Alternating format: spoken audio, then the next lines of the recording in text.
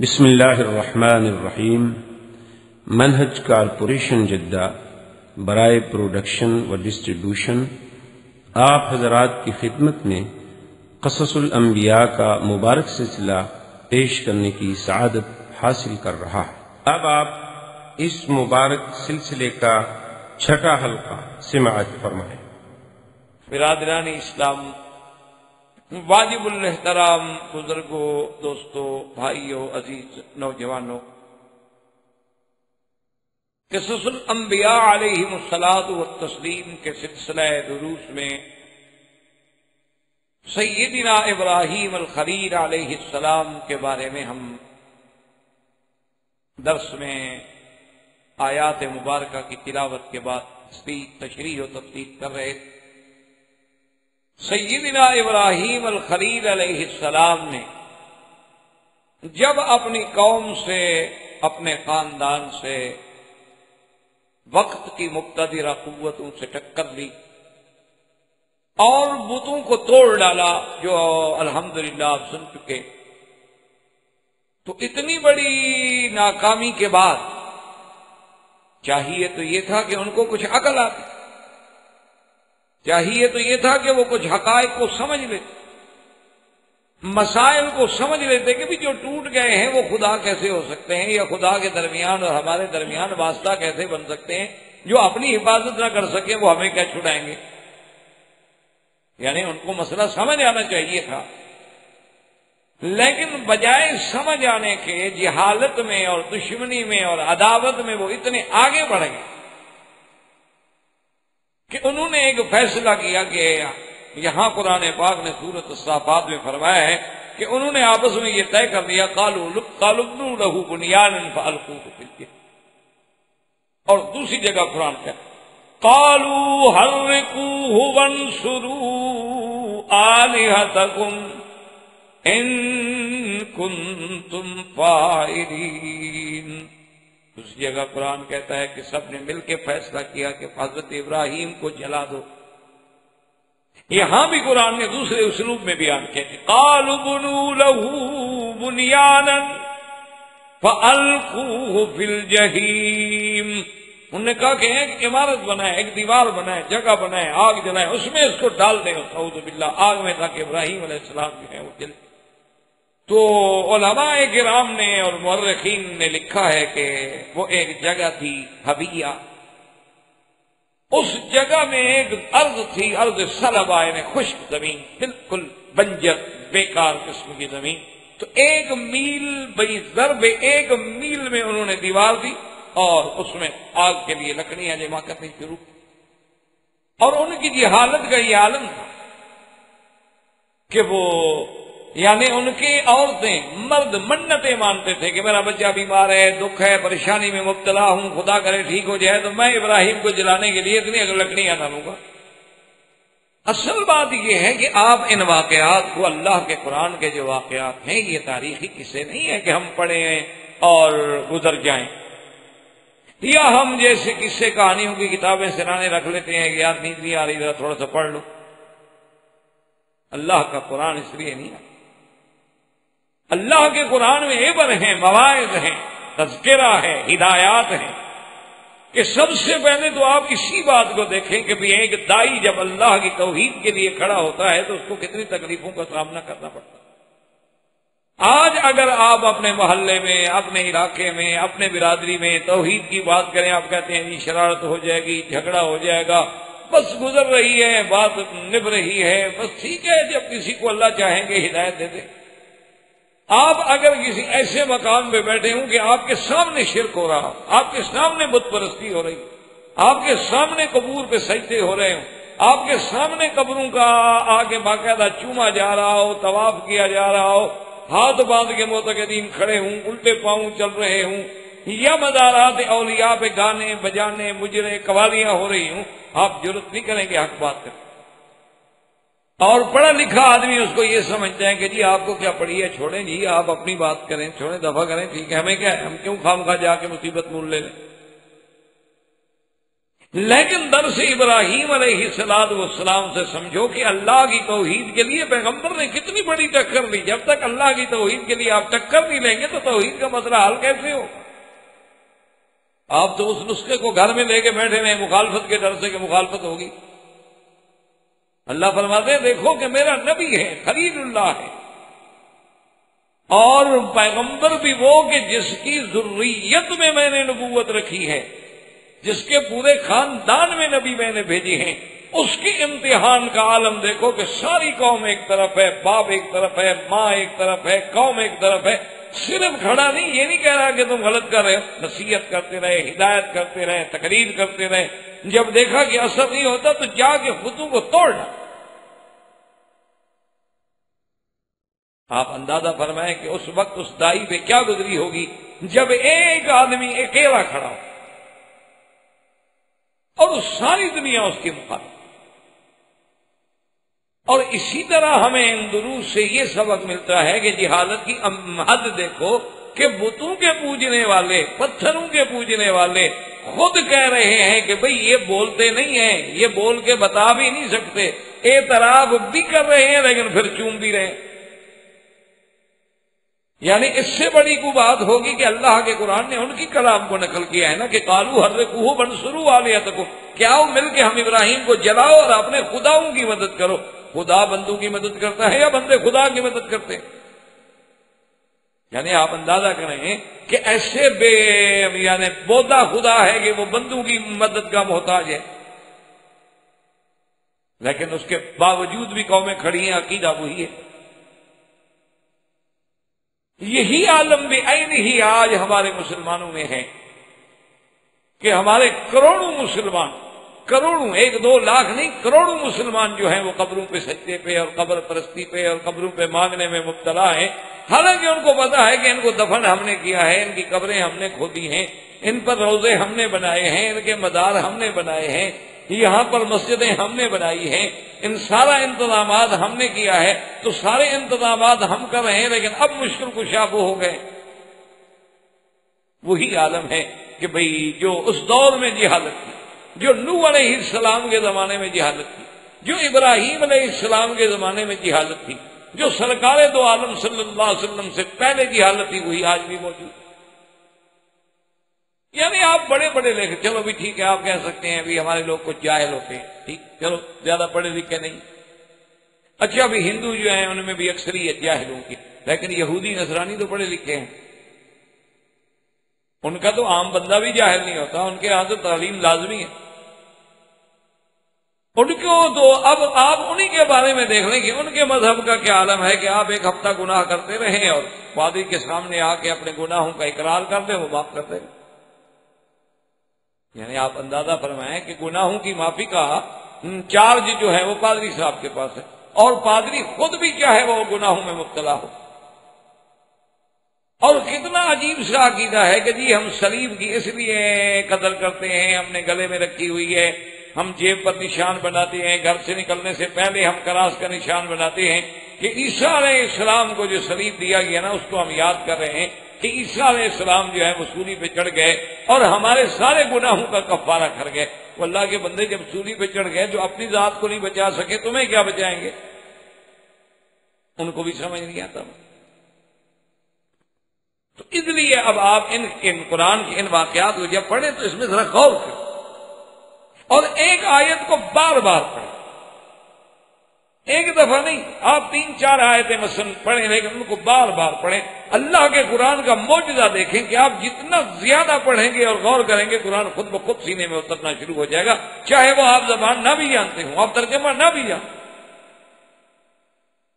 کیونکہ اس کا تعلق جو ہے وہ کلام اللہ سے، اور اللہ کا کلام جو ہے وہ انسانی فطرت کا تقاضا ہے کہ اپنے مالک کی بات کو ہر کوئی سمجھتے. اب دیکھیں نا کہ جانور ہیں، بکریاں ہیں، ریوڑ ہیں، بھینسیں ہیں، گائیں ہیں، اونٹ ہیں، گھوڑے ہیں، گدھا ہیں، آپ لاکھ چیخیں، لیکن جب اس کے چلانے والا اس کا رائی آواز دے گا تو فوراً آ جائیں، کیونکہ وہ بھی اپنے مالک کی آواز کو پہچانتا.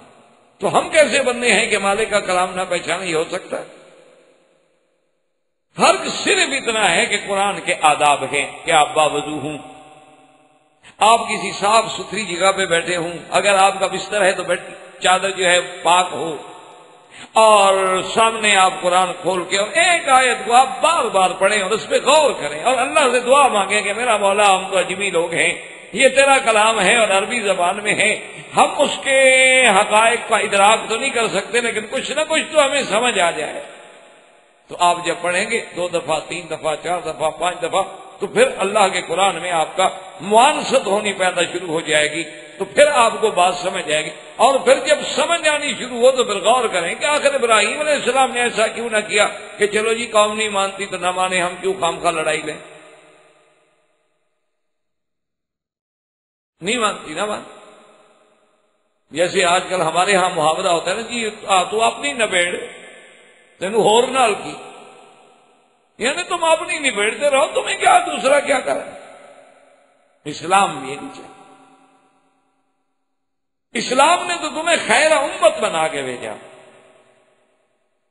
اور پھر قرآن اسی لیے تو آیا ہے کہ ہم غور کریں کہ دیکھو اب ابراہیم علیہ السلام اکیلے ہیں اور پوری قوم ایک طرف، اور آگ جلا دی گئی، اور آگ اتنی تیز ہے کہ ابراہیم علیہ السلام کو ڈالنے کا مسئلہ ہے کہ کیسے ڈالا جائے۔ تو حیدر نام کا ایک آدمی تھا جس نے سب سے پہلے دنیا میں منجنیق کی ایجاد کی۔ اب تو خیر منجنیق سے بھی اور چیزیں آ گئی، اب تو دنیا میں بڑی بڑی چیزیں آ گئی، میزائل آ گئے، لانچر آ گئے، جہاز آ گئے، کیا کیا بلائیں آ گئے۔ اس دور میں بہرحال یعنی منجنیق جو ہے یہ ایک بڑی نئی چیز سمجھی جاتی تھی جس کا وجود ہی کوئی نہیں تھا۔ تو منجنیق بنانے کے بعد سیدنا ابراہیم علیہ السلام کو اس منجنیق کے اندر بٹھا دیا گیا، اور طریقہ اس کا یہ تھا کہ ہم اس کو کھینچیں گے رسیوں کو، اور 4 رسیاں باندھی ہوئی تھی بھی، جب اس کو بہت بڑا لمبا جھولا دیں گے تو پھر 2 رسیاں کھینچیں گے تو وہ الٹ جائے گی اور ابراہیم علیہ السلام جو ہے وہ آگ پہ چلے۔ اب آپ اسی منظر کو ذرا آنکھوں میں رکھ کے دیکھیں کہ کیا عالم ہوگا کہ سامنے آگ جل رہی اور آدمی منجنیق میں بیٹھے، اور اسے پتا ہے کہ 2 منٹ کے بعد مجھے جلا دے گی آگ، لیکن اس کے باوجود بات تو صرف اتنی تھی نا کہ وہ منجنیق میں بیٹھے بیٹھے بھی کہہ دیتے اپنی قوم سے، برادری سے، اس وقت کے جباروں سے کہ بھائی میں معافی مانگتا ہوں، آئندہ میں آپ کو نہیں چھیڑوں گا، ٹھیک وڈرا کرتا ہوں۔ تو کیا کہتے ہو؟ وہ کہتے مسئلہ حل ہو گیا، اچھی بات ہے، پھر کیوں جلاتے؟ وہ تو خوش ہو جاتے کہ مسئلہ ہمارا حل ہو گیا۔ وہ کہتا دیکھو جی میں آپ کا علاقہ چھوڑ دیتا ہوں، میں اپنی بات واپس لے لیتا ہوں، آئندہ میں آپ کو اس موضوع پہ نہیں چھیڑوں گا، مہربانی سوری۔ لیکن اللہ کا نبی اپنے مقام پہ گیا کہ جب میں حق پر ہوں تو مجھے پھر ڈرنے کی کیا، جب میں ایک اچھا کام کر رہا ہوں، میں اللہ کی توحید کا اس بات کر رہا ہوں، میں شرک کو مٹا رہا ہوں، میں قوم کو جہنم سے نکال رہا ہوں، بچانے کی کوشش کر، پھر مجھے کیوں ڈر؟ سیدنا ابراہیم علیہ السلام جب بیٹھے ہیں تو بعض روایات میں آتا ہے کہ آپ نے یہ پڑھا کہ سبحانک اللہم وبحمدک لا الہ الا انت، اور اللہ کے فرشتے جو ہیں وہ اللہ کی درگاہ میں عرض کرتے ہیں کہ مولا تیرا خلیل ہے، تیرا محبوب ہے، بندہ ہے، نبی ہے، اور تیری توحید کے لیے آگ میں ڈالا جا رہا ہے، آپ مہربانی کریں ہمیں حکم فرمائیں۔ اللہ نے فرمایا ملائکہ اجازت، جاؤ میرے خلیل کی مدد کرو۔ تو ملک الجبال آیا، ملک الصحاب آیا، ہر فرشتہ آیا جس کی مدبرات امر، جس کی جہاں جہاں ڈپٹی ہے، انہوں نے کہا خلیل اللہ مہربانی کرو ہمیں حکم دو، ہم بارش برسا دیتے، ہم دونوں پہاڑوں کو ملا دیتے ہیں، ہم یہ آگ اٹھا کے ان پہ الٹ دیتے ہیں۔ فرمایا کہ تمہاری مجھے کوئی میں تم سے مدد نہیں لینا۔ اچھا اگر زندہ ایک دوسرے کی مدد کرے تو یہ کوئی شرک بھی نہیں، کفر بھی نہیں، منع بھی نہیں، آپ میری مدد کریں، آپ کی مدد۔ لیکن مقام خلیل یہ ہے کہ وہ کہتا ہے نہیں، حالانکہ اس کو پتا ہے کہ فرشتے اللہ کے منشے کے بغیر، اللہ کے حکم کے بغیر میرے پاس آ سکتے ہیں، اللہ اجازت نہ دے تو فرشتہ کیسے آئے گا؟ لیکن کہتے ہیں کہ نا اما الیکم فلا، تم لوگوں کی مجھے ضرورت۔ اس کے بعد جبریل علیہ السلام آتے ہیں، جبریل علیہ السلام آگے عرض کرتے ہیں کہ خلیل اللہ میں تو آپ کا اور اللہ کے درمیان میں واسطہ ہوں، ہمیشہ وحی لے کے آنے والا، ہر نبی کی خدمت میں حاضر ہونے والا، اور آپ جانتے ہیں کہ اللہ نے مجھے کتنی قوتوں اور طاقتوں سے نوازا ہے، آپ مجھے فرمائیں میں آپ کی کیا خدمت کر سکوں؟ فرمایا اما الیک کا فلا حاجت لی، آپ کی بھی مجھے ضرورت ہے۔ جبریل کو جواب دے رہے ہیں۔ اسی میں آپ سوچیں کہ ہمیں تو کوئی خواب میں بھی آواز نظر آ جائے تو پتہ نہیں ہم کیا کرتے۔ یہ تو سامنے جبریل کھڑا ہے کہ جناب حکم،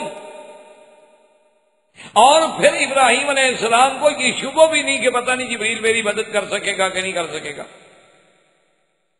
یا جبریل علیہ السلام کی طاقت میں بھی ہے کہ اس آگ کو بجھا دے یا الٹ دے۔ ان کو یقین ہے کہ جو کریہ سدوم جیسی چیزیں جو ہیں ایک پر پہ اٹھا کے لے جا سکتا ہے آسمانوں تک، یہ کیا چیز؟ لیکن فرمایا آپ کی بھی ضرورت نہیں۔ اور بعض علماء مفسرین نے یہ بھی لکھا ہے کہ جبریل علیہ السلام نے عرض کیا، اس نے کہا ابراہیم الخلیل کم از کم اپنے اللہ سے تو مانگو، اس سے تو مانگ لو۔ تو سیدنا ابراہیم الخلیل مسکرائے اور فرمایا کہ جبرائیل مجھے یہ بتاؤ میرے اللہ کو پتہ ہے یہ ہو رہا ہے جو؟ انہوں نے کہا پتہ ہے۔ انہوں نے کہا اللہ کے حکم کے بغیر آگ جل سکتی ہے؟ انہوں نے کہا نہیں جل سکتی۔ تو اس نے کہا اللہ میاں اگر ہمیں جلانے پر راضی ہیں تو ہم بھی جلنے پہ راضی ہیں۔ الخلیل راض اللہ حکم الجلیل، ہم تو اپنے رب جلیل کے ہر منشے پہ راضی ہیں، اگر ان کا فرمان اور ان کا منشا یہ ہے کہ ہم جل جائیں تو بس۔ ایک عجیب بات ابراہیم علیہ السلام نے کی جس کا کتابوں میں ذکر ہے، عجیب بات انہوں نے کی ہے۔ کہتے ہیں کہ اللہم انت واحد فی السماء وَأَنَا وَاحِدٌ فِي الْأَرْضِ أَعْبُدُكَ۔ میرا اللہ یہ منظر عجیب ہے، تو اپنے ملک میں آسمانوں میں اکیلا ہے، اور آج زمین میں میں بھی اکیلا ہوں، تیری عبادت کرنے والا اور کوئی نہیں، ایک اکیلا بیٹھا ہوں، آپ کی مرضی اور آپ کے ہر حکم پہ راضی۔ اس کے بعد جب کفار نے حکم دیا اور فیصلہ کیا کہ منجینیق سے پھینکے، تو اللہ پاک فرماتے ہیں کہ پھر ہم نے بھی فرشتوں کو نہیں کہا کہ جائیں، ہم نے بھی پھر براہ راست حکم جاری کیا، جس کو قرآن نے سورۃ صافات میں ذکر فرما دیا ہے، اور دوسری آیت میں بھی فرمایا کہ قُلْنَا يَا نَارُ كُونِي بَرْدًا وَسَلَامًا عَلَىٰ إِبْرَاهِيمَ۔ اللہ فرماتے ہیں ہم نے حکم دیا آگ کو کہ تم ٹھنڈی ہو جاؤ، بردن و سلامن، اور ٹھنڈی ایسی نہیں کہ میرے ابراہیم کو ٹھنڈا کی تکلیف ہو۔ آپ نے دیکھا نا کہ کبھی کبھی سردی زیادہ ہو تو پھر بھی تو تکلیف ہے، اور اگر سردی اور زیادہ ہو تو زمہریر ہے، وہ تو آگ سے بھی زیادہ تکلیف ہے۔ اس لیے فرمایا بردن و سلامن علی ابراہیم، ابراہیم پہ ٹھنڈی ہو جا۔ حضرت ابن عباس فرماتی ہیں کہ یہ اللہ کا شان ہے کہ اللہ نے آگ کو حکم دیا اور ساتھ پابند کر دیا کہ علی ابراہیم، اگر اللہ آگ کو ابراہیم کی قید نہ لگاتے تو پوری دنیا کی آگ ٹھنڈی ہو جائے۔ اور پھر آگ نے عجیب منظر ہے کہ جب حکم ملتا ہے تو آگ صرف ان رسیوں کو تو جلا رہی ہے کہ حضرت ابراہیم علیہ السلام کے کپڑے بھی اتارے گئے اور باندھا بھی، تاکہ کسی طرح بھی نکل کے بھاگ نہ سکے، کسی طرح بھی اپنے آپ کو بچاؤ نہ کر سکیں، اپنا دفاع بھی نہ کر سکیں، ہاتھ بندھے ہوئے ہیں، کپڑے اترے۔ اسی لیے سرکار دو عالم صلی اللہ علیہ وسلم نے فرمایا اول من یقصی یوم القیامت ابراہیم، ہم نے فرمایا سب سے پہلے قیامت والے دن قبروں سے اٹھنے کے بعد جس کو لباس پہنایا جائے گا ابراہیم علیہ السلام۔ صحابہ نے پوچھا کہ کب لگے یا رسول اللہ، آپ سے بھی پہلے؟ ہم فرمایا ہاں مجھ سے بھی۔ صحابہ نے پوچھا حضور کیسے؟ فرمایا کہ اللہ کی توحید کے لیے دنیا میں ان کے کپڑے اتارے گئے تھے، آج اللہ بدلہ دیں گے کہ ساری کائنات کھڑی رہے پہلے میرے ابراہیم کو لباس پہنے۔ تو ابراہیم علیہ السلام جب آگ میں ڈالے گئے تو صحیح روایات میں بخاری میں بھی موجود ہے، تو اس وقت زبان پہ کیا کلمہ تھا؟ کہا حسبنا اللہ حسبنا اللہ ونعم الوکیل۔ اور یہی وہ کلمہ ہے جو میرے محبوب نے، سرکار دو عالم نے اور صحابہ نے جنگ احد کے موقع پہ کہا تھا کہ جب ان کو خبر دی گئی کہ ان الناس قد جمعوا لكم فاخشوهم فزادهم ایمانا وقالوا حسبنا الله ونعم الوکیل فانقلبوا بنعمة من اللہ وفضل لم يمسسهم سوء. صحابہ نے بھی اور حضور نے بھی احد میں کیا پڑھا تھا کہ حسبنا اللہ. اور بی بی عائشہ پہ جب تہمت لگی اور بی بی عائشہ کو جب پتہ لگا کہ لوگ میرے بارے میں یہ کہہ رہے ہیں تو سب سے پہلے ان کی زبان پہ بھی یہ کلمہ آیا حسبنا اللہ ونعم الوکیل. اس لیے یاد رکھیں علماء نے لکھا ہے کہ کتنی بڑی مصیبت ہو، کتنے بڑے آپ امتحان میں مبتلا ہو جائیں، کتنے اللہ معاف کرے آپ کے خلاف یعنی بادل بن جائیں مخالفتوں کے، لیکن اس کلمے کی ایسی برکت ہے کہ اگر آپ یقین کامل کے ساتھ پڑھیں گے تو ساری بلاؤں کو اللہ تبارک و تعالیٰ ٹال دے.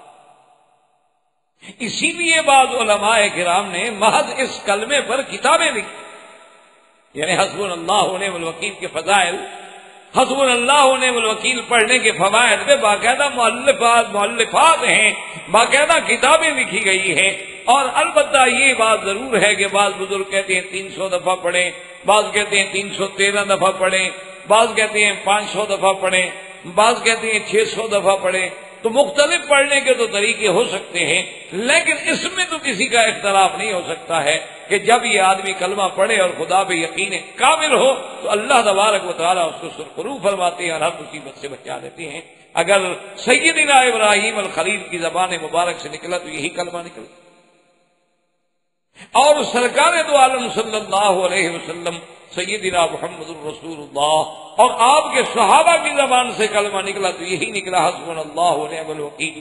اور سیدہ عائشہ صدیقہ رضی اللہ تعالی عنہا پر جب اتنا بڑا مسئلہ افک پیدا ہوا تو ان کی زبان سے بھی یہی کلمہ نکلا حسبنا اللہ ونعم الوکیل.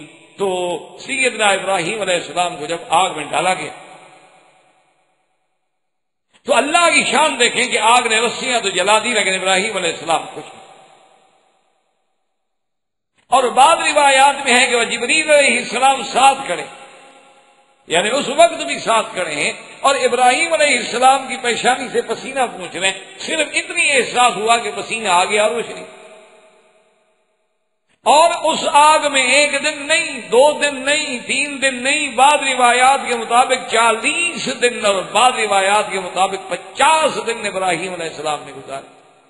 اور سیدنا خلیل فرماتے تھے انعم ایام لی، سب سے بہترین میری زندگی کے جو دن تھے وہی تھے جب میں آگ میں تھا.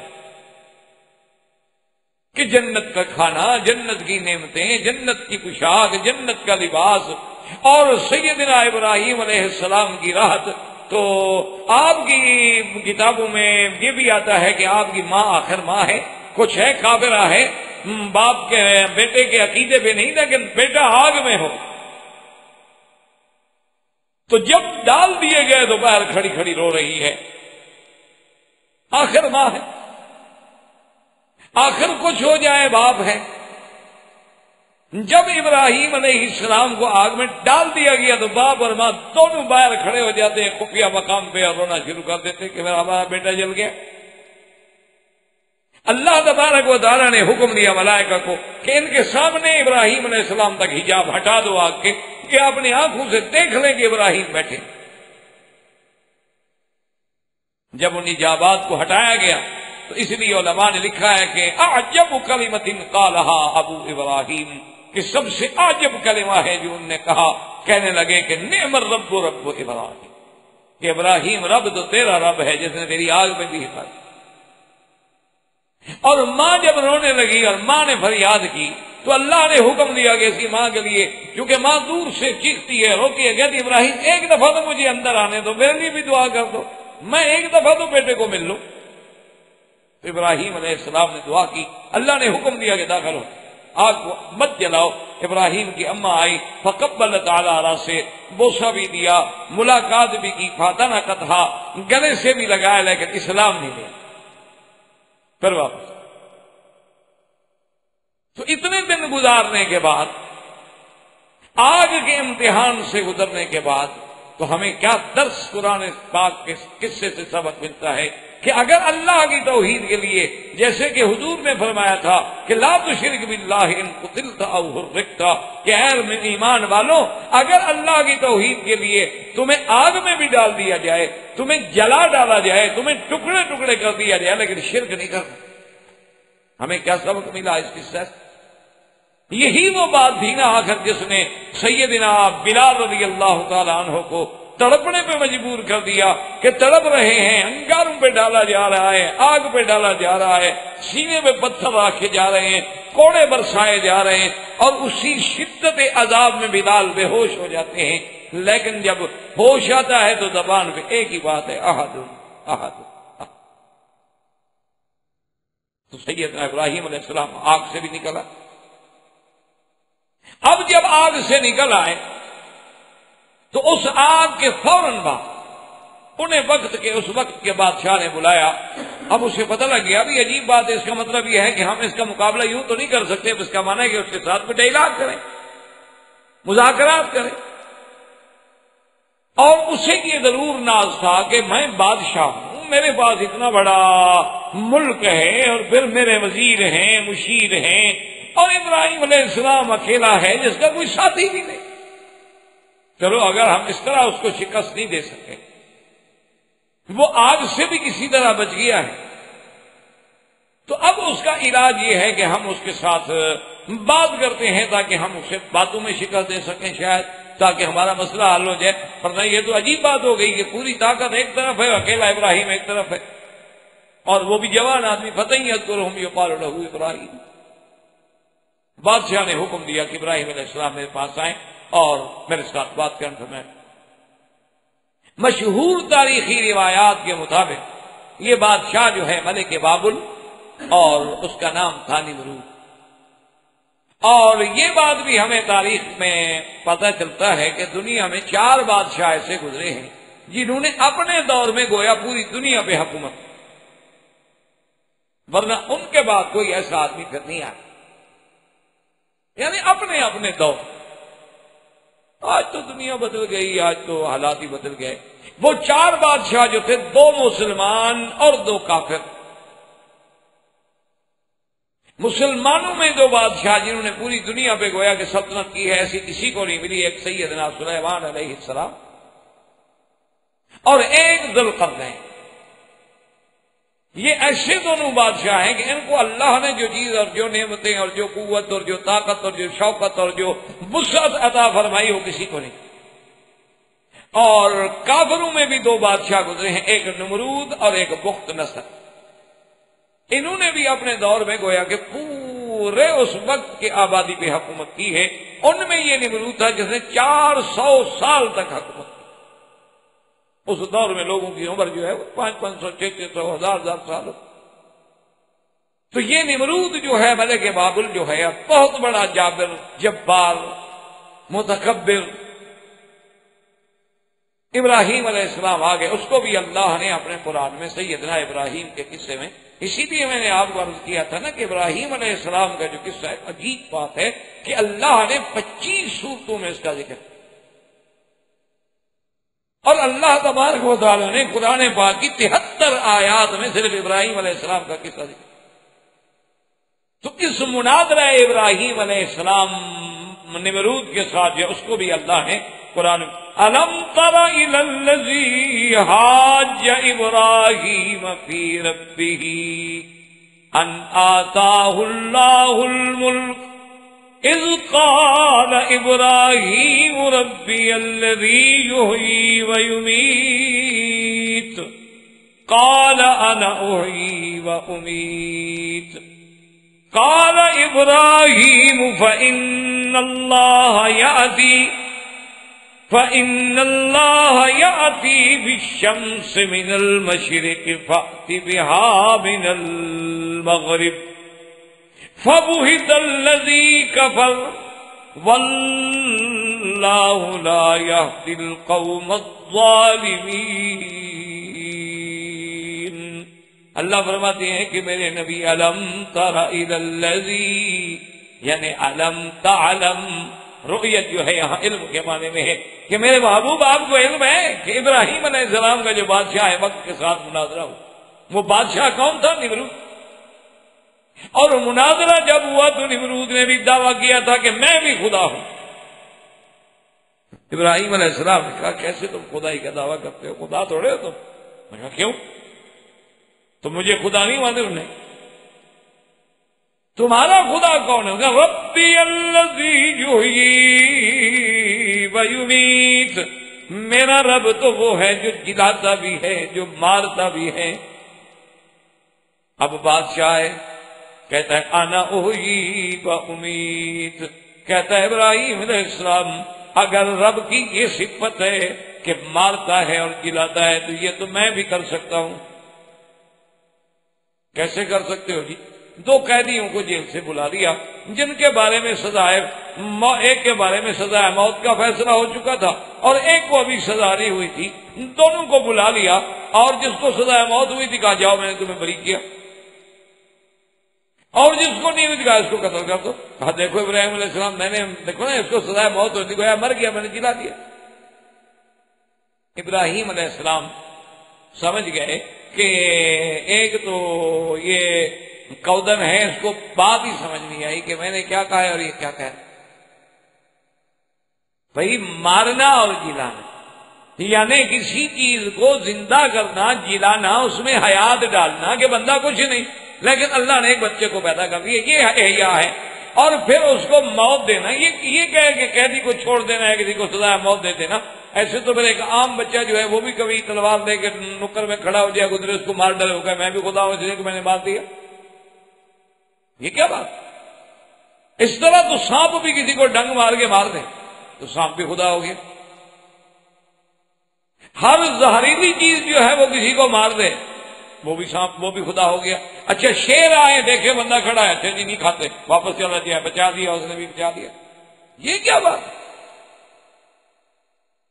تو حضرت ابراہیم علیہ السلام سمجھ گئے کہ یہ کرسی پر تو بیٹھا ہے کودن. عقل ہوتی تو کوئی خدا بنتا بڑا بندہ. اگر عقل ہوتی تو کوئی آدمی خدائی کا دعویٰ کر سکتا ہے. جو صبح شام لیٹرین میں اپنی گندگی پہ بیٹھتا ہو وہ بھی خدا ہوتا ہے. اسی لیے حضرت علی رضی اللہ تعالی عنہ نے کیا بات فرمائی ہے، اللہ ان کی شان کو اور زیادہ بلند فرمائے رضی اللہ عنہ وارضاہ. فرماتے تھے کہ مجھے تو سمجھ نہیں آتی کہ انسان کیسے تکبر کرتا ہے اور کیسے اکڑتا ہے اور بڑا بنتا ہے. اولہ نطفۃ وآخرہ جیب. فرماتے تھے کہ اس کی ابتدا کیا ہے؟ گندا پانی، بدبودار، مہین، حقیر، کپڑے کو لگ جائے تو آدمی کو نیند نہ آئے گا. اور آخر انجام کیا ہے؟ جیفا، یعنی مر جائے اس کو رکھ دو. کتنے دن رکھیں گے آپ تلاجے میں نہ رکھیں، ایسے رکھ کے دیکھ لیں کہ چلو جی ہمیں ابا سے پیار ہے 2-4 دن رکھتے ہیں گھر میں. سارا محلے والے آ جائیں ڈنڈے لے کے کہ جی نکالو کیا بدبو ہو گئی، کیا عذاب آ گیا.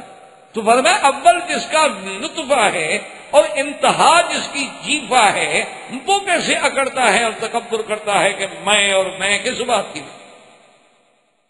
اور ایک اور جگہ فرماتے ہیں حضرت علی رضی اللہ تعالیٰ عنہ، فرماتے اولہ نطفۃ، ابتدا کیا ہے؟ نطفہ. اور درمیان کیا ہے؟ فرماتے ساری زندگی پیٹ میں اٹھا کے کیا پھر رہا ہے؟ گندگی کا ذرا. اور موت کے بعد کیا ہے؟ جیفا. تو اکڑ کس بات؟ اور اسی طرح سیدنا علی رضی اللہ تعالیٰ عنہ نے ایک عجیب بات فرمائی ہے. سیدنا علی عجیب بات کیسے نہ کریں جو دنیا کا اللہ کے نبی کے بعد 3 نمبر پہ خطیب گزرے ہیں. سیدنا علی 3 نمبر کا خطیب ہے پوری دنیا میں اللہ کے نبی کے بعد. اتنا بڑا آدمی ہے، اتنا پڑھا لکھا آدمی ہے. تو سیدنا علی رضی اللہ تعالیٰ عنہ فرماتے تھے کہ مجھے حیرت ہوتی ہے انسان کے تکبر کرنے کے بعد، جناب میں ایسا اور میں افسر اور میں بھئی اللہ نے انسان بنایا ہے تو تواضع اختیار کرو، انکساری اختیار کرو، عزت اختیار کرو تاکہ اللہ تمہیں اور شان دے، اللہ تمہیں اور عظمت دے، اللہ تمہیں اور عزت دے. تم جتنی جھکو گے اور اٹھو گے. آپ نے دیکھا ہے نا کہ جس درخت پہ جس شاخ پہ ثمر لگا ہوا وہ شاخ ہمیشہ جھک، اور جس درخت پہ کچھ نہ اٹھن منڈ کھڑا ہوگا اکڑ کے. دیکھ لیں آپ کیا ہر وہ شاخ جس میں ثمر لگا ہو جب جائے اسے لازمن جھکا. تو حضرت علی رضی اللہ تعالی نے کیا عجیب بات فرمائی. فرمایا مجھے حیرت ہے کہ انسان سب سے اعلیٰ غذا انسان کی کیا ہے؟ شہد. اور فرمایا وہ شہد کیا ہے؟ ایک کیڑے کا فضلہ ہے، گندگی ہے کیڑے کی. شہد کی مکھیاں گندگی نکالتی ہیں نا، وہی تو شہد ہے. اور کیا ہوتی ہے؟ کھاتی ہیں جو نکالا وہ شہد ہے. کہا اس کی اعلیٰ ترین غذا جو ہے وہ ایک مکھی کا گند ہے. اور کہنے لگے اس کا اعلیٰ ترین لباس کیا ہے جی؟ فلاں آدمی بڑا آدمی ہے جی، ریشمی کپڑے پہنتا ہے. ریشم کیا ہے؟ کیڑے کا گند ہے. فرمایا اس کا اعلیٰ لباس کیا ہے؟ وہ بھی کیڑے کی گندگی. اعلیٰ خوراک کیا ہے؟ وہ بھی کیڑے کی گندگی. اور خود اٹھا کے کیا پھر رہا ہے؟ وہ بھی گندگی. مرنے کے بعد کیا بن جانا ہے؟ وہ بھی گندگی. اور اس کے بعد بھی کہے کہ میں خدا ہوں. اس لیے سیدنا ابراہیم علیہ السلام سمجھ گئے کہ کرسی پہ بیٹھا ہے، اور معلوم ہوتا ہے کہ حضرت جو ہیں اس کو تو سمجھ ہی نہیں. عجیب بادشاہ. اچھا ویسے خیر بادشاہ ہوتے ایسے ہیں، اللہ ماشاء اللہ. ہمارے ہاں تو عام محاورہ ہے، کہتے ہیں بادشاہ ہے. بادشاہ آدمی کیا مانا؟ یعنی کچھ نہیں سمجھتا بادشاہ، اس لیے محاورہ ہو جاتا. کیوں؟ اصل وہ سمجھتی اس لیے نہیں کہ سمجھنے والے اور لوگ ہوتے ہیں، تو ان کی اپنی سمجھ پھر کام کرنا چھوڑ دے. وہ ہمارے ہاں ایک نواب آپ بہالپور تھے، انہوں نے اپنے مشیر کو حکم دیا کہ کچھ مجسٹریٹ بھرتی کرنے ہیں اور کچھ ان کے ریڈر اور کچھ کلرک کو. انہوں نے کہا ٹھیک. تو وہ مشیر صاحب نے جب بھرتی کی نا جی ماشاءاللہ، جو بی اے ایم اے تھے ان کو تو بنایا ریڈر اور کلرک، اور جو میٹرک پاس اور مڈل پاس تھے ان کو بنا دیا مجسٹریٹ. اب جناب وہ سارے اسٹیٹ میں بڑی عجیب سی بات ہو گئی کہ یہ اچھا مشیر ہے. بھئی ایک آدمی بیچارے نے ایم اے کیا ہے وہ تو بنے گا کلرک اور ریڈر، اور جو میٹرک پاس ہے یا مڈل پاس ہے وہ بن گیا ہے جناب مجسٹریٹ. نواب آف بہالپور کو شکایت کی گئی کہ حضرت یہ کیسی بھرتی ہے؟ یہ تو دنیا کا کوئی نرالا نظام ہم نے دیکھا ہے. تو نواب صاحب نے اس کو بلایا، کہا مشیر صاحب یہ آپ نے کیا حرکت کی؟ اس نے کہا سائیں مجسٹریٹ نے تو سنانا ہوتا ہے، فیصلہ لکھنا تو انہوں نے ہوتا ہے. یہ پڑھے لکھے ہونے چاہیے، اس کے پڑھے لکھے ہونے کی کیا ضرورت ہے؟ اس نے کہا سائیں ویسے آپ کی مرضی ہے، صاحب نے تو صرف منظور نامنظور کرنا ہوتا ہے. اس نے نہ لکھنا ہے نہ اس نے شہادتیں قلم بند کرنی ہے، اس نے تو آرڈر سنانا ہے. سنانے کے لیے مڈل پاس کافی ہے. تو اس لیے جب یہ عالم ہو، آج میں پڑھ رہا تھا ایک آدمی کا کہ وہ نوکری ڈھونڈنے کے لیے حضرت تشریف لائے ایک اسکول کے پرنسپل، کالج کے پرنسپل کے پاس کہ چوکیدار کی جگہ خالی ہے مجھے وہ دے دو. تو اس نے کہا کچھ پڑھے لکھے؟ اس نے کہا کہ نہیں. اس نے کہا دستخط تو کر لیتے؟ اس نے کہا نہیں جناب میں تو انگوٹھا لگاتا. اس نے کہا پھر میں نوکری نہیں دیتا، نہ دی. وہ جناب یونین کونسل کا الیکشن لڑا، چیئرمین بن گیا. ڈسٹرکٹ کونسل کا الیکشن لڑا، ڈسٹرکٹ کونسل میں آ گیا. بنتے بنتے منسٹر بن گیا، اور ایز اے وزیر اسی کالج کا وزٹ کرنے کے لیے آیا. پرنسپل سارے لائن لگے ہوئے ہیں، وزیر صاحب آ رہے ہیں. تو سارا دورہ بھگتنے کے بعد جب جانے لگے تو پرنسپل کو بات تو یاد تھی نا، تو اس نے ایسا ایسا کہا. اس نے کہا جناب کاش کہ آپ کچھ پڑھے لکھے ہوتے تو پتہ نہیں آپ کہاں پہنچتے. اس نے کہا پھر آپ کا چپراسی ہوتا. اس نے تو اس انداز میں کہ بھی میں اس کو یاد بھی دلا دوں اور برا بھی تو نہ سمجھے نا، وزیر ہے نا، نوکری سے نہ نکال سکا. سر آپ نے دیکھے نا کیسے ترقی کی ہے، اگر آپ پڑھے لکھے ہوتے تو پتہ نہیں آپ کیا بنتے. انہوں نے کہا پھر آپ کا چپراسی ہوتا، چوکیدار ہوتا. شکر ہے میں پڑھا ہوا نہیں تھا. تو جب یہ عالم ہو تو اس لیے ابراہیم علیہ السلام کو بات سمجھ آئی. انہوں نے کہا یہ تو سمجھا ہی نہیں، عجیب آدمی ہے. ایک قیدی کو چھوڑ دو بس میں مارتا ہوں جلاتا ہوں. تو اب ابراہیم علیہ السلام نے فرمایا کہ میں ایسی بات کروں ایک تو عامت الناس کو بھی سمجھ آئے.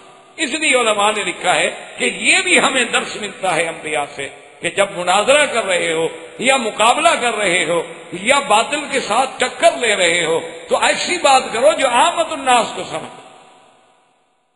عامت الناس کی سمجھ میں اگر بات نہ آئے، جیسے حضرت حسین علی صاحب رحمۃ اللہ علیہ کا اور حضرت پیر مہر علی شاہ صاحب رحمۃ اللہ علیہ کا ایک مسئلے پہ مناظرہ ہو گیا. دونوں اپنے وقت کے جید عالم تھے.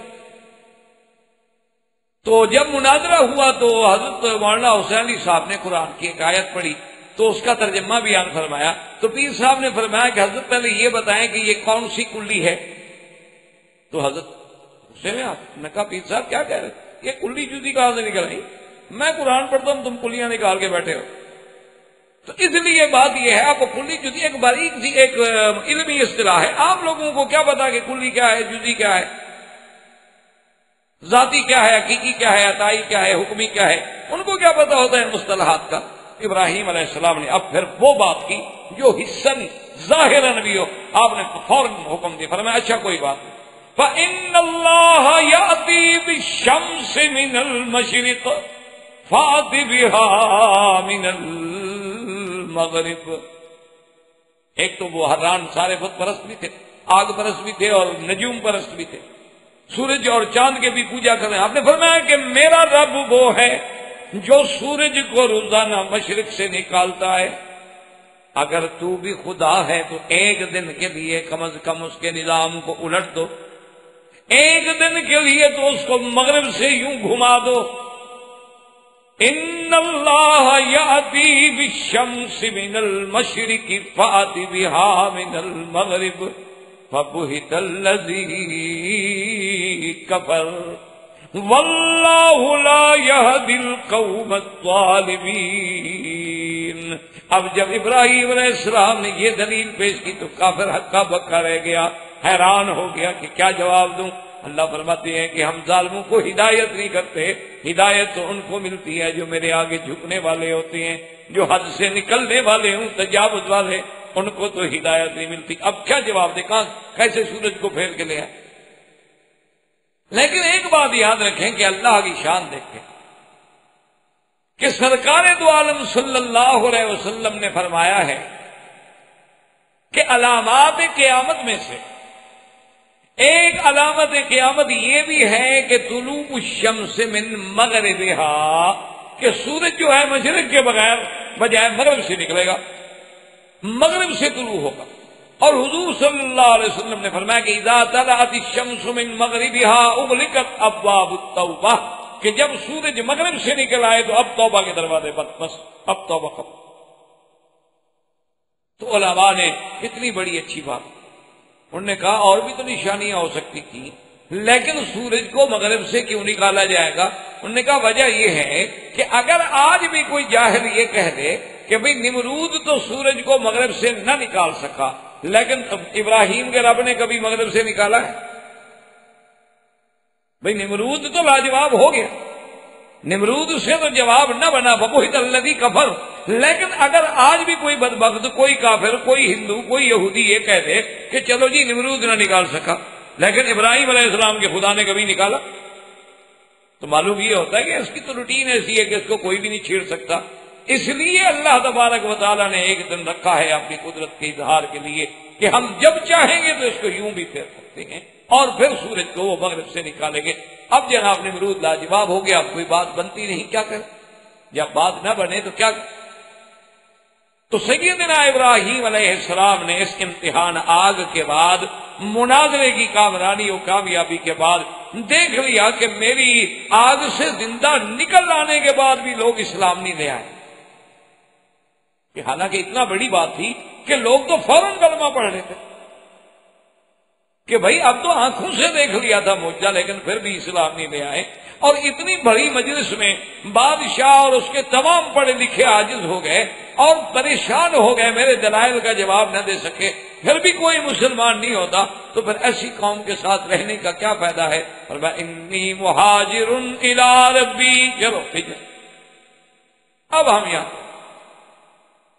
اور جب حضرت ابراہیم علیہ السلام نے ہجرت کی ہے تو آپ کے ساتھ کون ہے؟ صرف لوط علیہ، صرف لوط علیہ السلام، اور وہ بھی ابن اخی ہیں، آپ کے عزیز ہیں، رشتہ دار ہیں، صرف ایک لوط علیہ السلام، فآمن لہ لوط، صرف ایک آدمی ایمان دے۔ تو اس درس میں بھی ہمیں یہ سبق ملتا ہے کہ کسی جگہ تم اللہ کی توحید بیان کر رہے ہو، عقیدہ بیان کر رہے ہو، محنت کر رہے ہو، یہ نہ گھبراؤ، اگر ایک آدمی بھی مسلمان ہو جائے ٹھیک ہے، اللہ کا نبی ہے، خلیل ہے، لیکن ایمان لانے والا ہے۔ تمہارا کام ہے کہ تم اپنے کام کرو، یہ نہ کہو کہ دیکھو جی ہم کیا کریں، اب میری تو ساری زندگی میں نے محنت کی، صرف ایک آدمی کو یہ بات سمجھ آئی تو کوئی بات نہیں۔ اللہ کے پیغمبر حضور نے فرمایا مجھے پیغمبروں کو دکھایا گیا ہے ایسے بھی نبی ہوں گے قیامت والے دن جن کے ساتھ ایک بھی مسلمان نہیں ہوگا، ایسے بھی پیغمبر ہوں گے جن کے ساتھ 2 ہوں گے، 4 ہوں گے، 3 ہوں گے۔ تو سیدنا ابراہیم علیہ السلام نے اب جب وہاں سے چلے، تو آپ کی جو پہلی شادی ہو چکی ہے وہ ہے بی بی سارا، اور بی بی سارا جو ہے اس کے بارے میں مورخین کے دو قول ہیں۔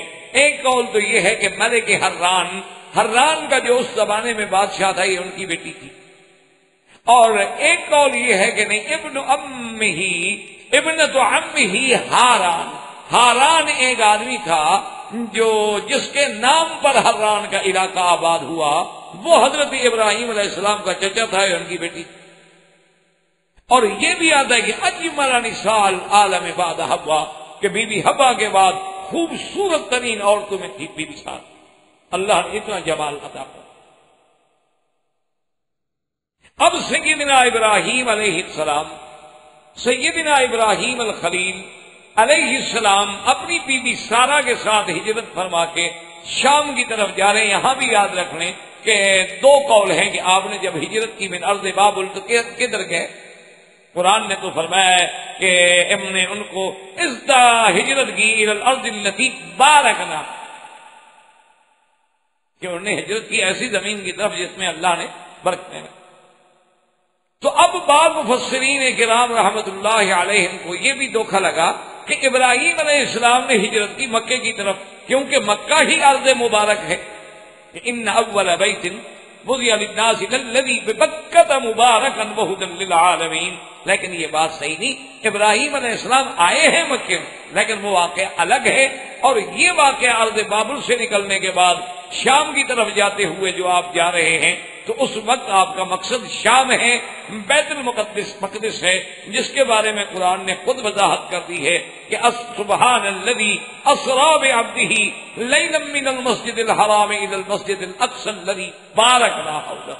تو یہ وہ جگہ ہے شام جس کی طرف سیدنا ابراہیم الخلیل علیہ الصلوۃ والسلام ہجرت کر کے جا رہے ہیں، اور آپ ہیں اور بی بی سارا ہے، اور بعض روایات میں ہے کہ لوط علیہ السلام، اور بعض روایات ہمیں یہ بتلاتی ہیں کہ لوط علیہ السلام پھر آپ کی اجازت سے چلے گئے قریہ سدوم کی طرف، وہیں جا کے آباد ہو گئے۔ یہ قریہ سدوم جو ہے یہ آج کل جسے آپ اردن کہتے ہیں، یہ آج کل اردن کے علاقے میں وہ جگہ ہے، اور اسی جگہ وہ دریا بھی موجود ہے، وہ جگہ بھی موجود ہے جسے بحر المیت کہا جاتا ہے، یعنی ایسا پانی کہ جس میں آج بھی کوئی زندہ چیز زندہ نہیں بچ سکتی۔ یہ وہ جگہ ہے جہاں لوط علیہ السلام کی قوم پہ اللہ کا عذاب۔ انشاءاللہ جب ہم لوط علیہ السلام کا یا واقعہ آئے گا تو پڑھیں گے انشاءاللہ۔ تو اب جناب ابراہیم علیہ السلام بی بی سارا کے ساتھ جا رہے ہیں، اور راستے میں ایک بادشاہ تھا، یا اور بعض علماء کہتے ہیں کہ وہ خود تو بادشاہ نہیں تھا، اس زمانے کا جو فرعون تھا نا مصر میں، اس کا ایک بھائی تھا، سنان اس کا نام تھا، اور اس بدبخت کی یہ عادت تھی کہ اس کے کارندے اور چوکیدار اور اس کے ہرکارے جو ہیں وہ سڑکوں پہ اور شہروں میں اور گلیوں میں پھرتے رہتے تھے، جہاں کوئی خوبصورت عورت نظر آئے وہ چھین لیتے، پکڑ۔ اچھا، ایک عجیب عادت تھی کہ اگر وہ کوئی آدمی جا رہا ہے، وہ کہتا ہے جی کہ یہ کون ہے تمہارے ساتھ کا، بیوی کو پکڑتے۔ اچھا، وہ کہتا ہے یہ میری بیٹی ہے یا بہن ہے، چھوڑتے، مجھے پھر نہیں پکڑتے۔ اس کی اپنی ایک منطق تھی۔ اللہ عالم چونکہ وہ بد کردار آدمی تھا، سوچتا کہ کسی کی بیٹی ہے، بہن ہے، غیر شادی شدہ ہو، پھر آگے نسل کا مسئلہ ہے اور میں بادشاہ ہوں، اس لیے چلو کوئی شادی شدہ ہو تو الزام کم لگے گا اور بات نہیں ہوگی کوئی ایسی بات، ہو سکتا ہے بہرحال جو بھی اس کی خیالات گندے دماغ میں ہوں۔ تو اب بھی سارا اور ابراہیم علیہ السلام جا رہے ہیں، اس کو اطلاع مل گئی کہ بھئی آج تو آپ کے علاقے سے ہم نے دیکھا ایک ایسی عورت گزر رہی ہے کہ مارا عین احسن منہا، ہم نے تو پوری دنیا میں اتنی خوبصورت عورت نہیں دیکھی۔ اس کے آدمی پکڑنے کے لیے آ گئے، ابراہیم علیہ السلام سے پوچھا کہ من ہذی، کون ہے؟ انہوں نے کہا اختی، بہن۔ انہوں نے کہا اچھا جو بھی ہے، ہم نے بادشاہ کے پاس لے جانا۔ تو ابراہیم علیہ السلام نے فرمایا سارا سے کہ دیکھو اپنا اب جو میں نے کہا ہے تم نے بھی وہی کہنا ہے، کیونکہ نہیں سارا آنا وان تھی، اس وقت پوری زمین پر اس وقت اللہ کے نام لینے والے یا تو ہے یا میں، اس وجہ سے اخوت دینی تو موجود ہے نا، انما المؤمنون اخوۃ، ہر ایمان والا بھائی ہوتا۔ انہوں نے کہا تو سارا کو لے کے جب وہ چلے گئے، اور اس وقت کے اس بادشاہ نے جب سارا کا جمال دیکھا تو وہ تو حیران ہو، ایسی خوبصورت وہ تو بے قابو ہو کے بڑھا، بس نعوذ باللہ ہاتھ بڑھانے کے لیے، اور بی بی سارہ نے دعا کی کہ یا اللہ میں تیرے نبی کی عصمت ہوں، میں خلیل کی عصمت ہوں، اب یہ ظالم اگر میری توہین کر دے، اگر یہ ظالم میری تنقید کر دے، تو مجھے اس ظالم سے حفاظت فرما۔ تو اس نے جب ہاتھ بڑھائے، ہاتھ بھی وہی روکے اور زمین میں دھنس گیا، فوراً سمجھ گیا، کہنے لگا کہ سارا دیکھو، اگر تم اللہ سے دعا کرو نا کہ اللہ یہ میری بیماری ہٹا دے اور مجھے نکال دے زمین سے، میں تمہیں بالکل ہاتھ نہیں لگا۔ انہوں نے کہا ٹھیک ہے۔ حضرت بی بی صاحب نے دعا کی، ٹھیک ہو گیا۔ جب ٹھیک ہو گیا 5-4 منٹ کے بعد پھر خناس دماغ میں سوار ہو گیا، پھر حملہ کیا بی بی نے، پھر اسی طرح بی بی صاحب نے دعا کی، ہاتھ پھر وہی لنگڑے ہو گئے اور زمین میں دھنس گیا۔ اس نے کہا اچھا بی بی سارا، اب میں بالکل بحیثیت ایک بادشاہ کے وعدہ کرتا ہوں کہ آپ سے کوئی زیادہ۔ بی بی سارا نے پھر دعا کی اور وہ ٹھیک ہو گیا۔ جب ٹھیک ہوا تو اس نے حکم دیا کہ بی بی ہاجرہ، بعض علماء فرماتے ہیں کہ یہ اس کے ہاں کنیز تھی، لیکن اصل میں وہ بھی کسی بادشاہ کی بیٹی، وہ بھی کنیزہ نہیں۔ تو بی بی ہاجرہ کو بطور خادمہ انہوں نے کہا یہ کنیز بھی لے جاؤ، یہ آپ کی خدمت کے لیے رہے گی، اور میں آپ کو چھوڑتا ہوں۔ اور اپنے لوگوں کو بلایا اور کہا کہ یہ تم کون میرے پاس لے ہے، تو کوئی جن ہے عورت تو ہے نہیں۔ انہوں نے کہا جی ہم نے دیکھا خوبصورت ہے، میں کیا پتا۔ تو حضرت ابراہیم علیہ السلام نماز پڑھ رہے تھے تو کتابوں میں آتا ہے کہ جب بی بی صاحبہ قریب آئیں تو اشارہ کر کے پوچھا کہ مریم کیا ہوا؟ تو بی بی صاحبہ نے کہا کہ رد اللہ کید الکافر والفاجر فی نہرہ، اللہ نے اس بادشاہ کا کفر، اس کا ظلم جو تھا، اللہ نے اس کے مکر کو اسی کے اوپر الٹ دیا ہے۔ اللہ نے مجھے محفوظ رکھا ہے، اللہ نے میری عصمت کی حفاظت کی ہے، اور انہوں نے مجھے بی بی ہاجرہ بھی ساتھ دی ہے بطور خدمت کے، اور ہدیہ لے کے میں واپس آئی ہوں۔ اور پھر یہاں سے سیدنا ابراہیم علیہ الصلوۃ والتسلیم جو ہیں ہجرت فرماتے ہوئے آپ ارض شام میں تشریف لے آئے۔ وہاں جب پتہ لگا کہ قوم کے کچھ کفار نے لوط علیہ السلام کو قید کر لیا ہے، تو سیدنا ابراہیم الخلیل علیہ السلام جو ہیں اس دور میں 313 اور بعض روایات میں ہے کہ 318 آدمی لے کر وہاں پہنچے اور حضرت لوط علیہ السلام کو ان کے پنجے سے چھڑایا اور عزت و احترام کے ساتھ لے کے آئے، اور اس کے بعد ان کو مستقلاً قریہ سدوم میں بھیج دیا گیا، اور آپ نے اپنا مقر اور مستقر جو ہے وہ ارض شام کو بنا لیا، اور وہیں پر آپ نے ایک بہت بڑی عظیم عبادت گاہ ایک قبہ بھی بنایا، جسے آج کل صخرہ کے ساتھ جو قبہ ہے کہتے ہیں یہ بھی اس کا بانی جو ہے وہ سیدنا ابراہیم الخلیل علیہ السلام ہے۔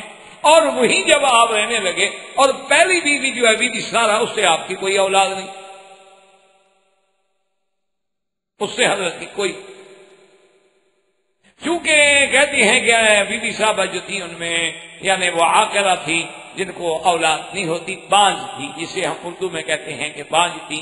تو اب اللہ تبارک و تعالی سے سیدنا ابراہیم علیہ السلام نے جو ہم نے آپ کے سامنے آج کے سبق اور درس میں آیات پڑھی تھی کہ قالوا بنوا له بنيانا فألقوه في الجحيم فأرادوا به كيدا فجعلناهم الأسفلين۔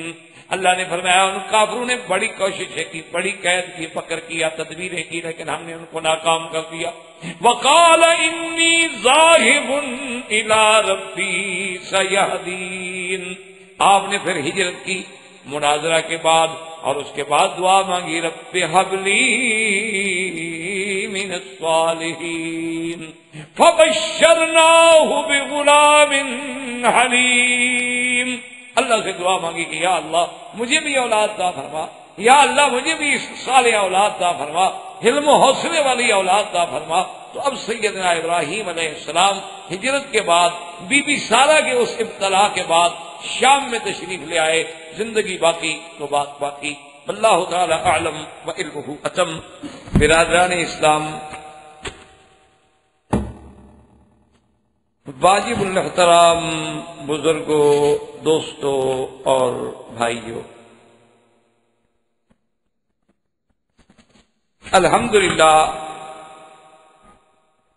کہ ان دروس پاک میں جن کا تعلق قصص الانبیاء علیہم الصلاۃ والتسلیم سے ہے، ہم سیدنا ابراہیم الخلیل علیہ الصلاۃ والسلام کے قصہ مبارک کے بارے میں پڑھ رہے تھے اور سن رہے. سیدنا ابراہیم علیہ السلام، جیسا کہ آپ نے دروس سابقہ میں سنا،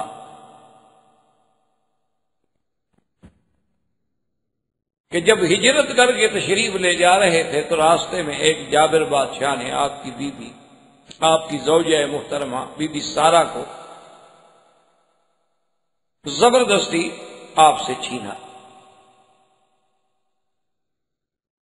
اور اس کے بعد اس نے بری نیت سے بی بی صاحبہ پہ حملہ کرنے کی کوشش کی، لیکن اللہ نے اس کے مکر کو، اس کے قید کو، اس کے برے ارادے کو ختم کر دیا. وہ وہیں زمین میں دھس گیا، اور بی بی صاحبہ کی دعا سے ہی پھر اس کو نجات ملی. اور آخر میں اس نے بی بی ہاجرہ، بی بی سارہ کو بطور انعام بھی عطا کی اور معافی بھی مانگی کہ میں نے زیادتی کی ہے، لیکن اللہ نے آپ کو محفوظ رکھا ہے، تو اب آپ مجھے معاف کر دیں، پھر مجھے بد دعا نہ دیں. اور بی بی ہاجرہ ان کو دیکھ کے ابراہیم علیہ السلام کی خدمت میں بھیج. سیدنا ابراہیم علیہ السلام بے حد پریشان کہ آخر ایک انسان ہو، اس کی بیوی کو کوئی ظالم چھین کے لے جائے تو اس پہ کیا گزرتی ہے، جب پتہ بھی ہو کہ وہ ظالم اس قسم کا آدمی ہے، غلط کار ہے. تو بی بی سارہ جب واپس آئیں تو سیدنا ابراہیم علیہ السلام نماز کی کیفیت میں تھے، اور اسی طرح بعض روایات میں آتا ہے کہ آپ نے اشارہ کیا کہ ماہیم کیا ہوا. تو بی بی سارہ نے عرض کیا کہ ان اللہ رد کید الکافر فی نہرہ، اللہ نے اس کافر و ظالم کی مکر کو اسی پہ لوٹا دیا ہے، اللہ نے مجھے محفوظ رکھا. جب ابراہیم علیہ السلام فارغ ہوئے تو بی بی سارہ نے سارا واقعہ سنایا، ساری کیفیت سے آگاہ کیا، اور یہ بھی بتلا دیا کہ انہوں نے اب تو ہمیں بی بی ہاجرہ جو ہے وہ بھی ساتھ میں انعام میں دی ہے. یہ بی بی ہاجرہ جو ہے یہ مصریہ ہے اور قبطیہ، اور یہ بھی بہت بڑے خاندان سے تعلق رکھتی ہیں. یہ کوئی باندی یا کنیز یا غلام نہیں تھی، مملوک نہیں تھی، لیکن جب بعد میں اپنے قبضے میں رکھا ہوا تھا. تو بی بی ہاجرہ کے پاس اب بی بی صاحبہ کی خدمت میں بی بی ہاجرہ آ گئی بی بی سارہ کے ساتھ، اور ابراہیم علیہ السلام ان کو لے کے اپنے سفر پہ روانہ ہوئے. اور اسی ضمن میں ایک بات آئی تھی جو حدیث صحیح میں بھی موجود ہے کہ سیدنا ابراہیم علیہ السلام نے زندگی میں کبھی جھوٹ نہیں بولا الا ثلاث کذبات، مگر 3 مقام. اور وہ 3 مقام کون سے ہیں؟ پہلا مقام تو وہ ہے کہ جب آپ سے ان لوگوں نے پوچھا کہ بھئی ہمارے ان آلہہ کو، ہمارے ان معبودان کو کس نے مارا ہے، توڑا ہے، تو آپ نے فرمایا کہ بل فعلہ کبیرہم ھذا، کہ وہ جو بڑا ہے اسی نے توڑا. تو یہ بھی ایک قسم کا جھوٹ ہے. آپ نے حالانکہ توڑا تو ابراہیم علیہ السلام نے خود ہے. اور دوسری بات یہ تھی کہ جب قوم آئی ان کو دعوت دینے کے لیے کہ آپ ہمارے ساتھ عید پہ چلیں، ہمارے ساتھ جشن میں شریک ہوں، فنظر نظرۃ فی النجوم فقال انی سقیم، آپ نے آسمان کے تاروں کی طرف دیکھا اور کہا کہ میں تو بیمار ہوں، حالانکہ بیمار نہیں تھا. اور تیسری بات جو ہے سیدنا ابراہیم علیہ السلام کے بارے میں کہی گئی کہ جب اس جبار بادشاہ نے آپ کی بیوی کو پکڑا تو آپ نے یہ بات بتلا دی تھی کہ اگر وہ تم سے پوچھے کہ تم کون ہو تو بتلا دینا کہ میں بہن، کیونکہ مجھ سے پوچھا ہے کہ تمہارے ساتھ کون ہے تو میں نے کہا ہے کہ میری بہن ہے. تو تم نے بھی یہی بات کہنی، حالانکہ وہ بہن نہیں تھی.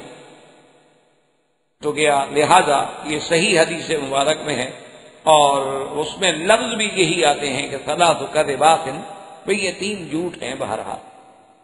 لیکن ایک بات یاد رکھیں محدثین نے اور علماء نے، مفسرین نے، جن کو اللہ نے قرآن و حدیث سے ایک نسبت اور اس کی فہم عطا فرمائی ہوتی ہے اپنی رحمت سے، انہوں نے کہا ہے کہ یہ بطور ظاہر تو کہا گیا کذب، ورنہ حقیقت میں یہ کذب نہیں تھا، اللہ کے نبی تو معصوم ہوتے۔ اگر اللہ کا نبی نعوذ باللہ اس سے جھوٹ بولنا ثابت ہو جائے تو پھر اعتبار کیا ہے اس کا؟ پھر تو اس کی ساری دعوت کا قصہ ہی ختم ہو جاتا ہے کہ ہو سکتا ہے نعوذ باللہ یہ بھی جھوٹ بول رہے ہو۔ تو انہوں نے کہا کہ یہ چیزیں ایسی ہوتی ہیں کہ جن کو ظاہر میں یعنی اعتبار ظاہر تو کہہ دیا جاتا ہے کذبات، لیکن حقیقتاً اگر ہم اس پہ غور کریں اور فکر کریں تو وہ کذبات نہیں ہیں۔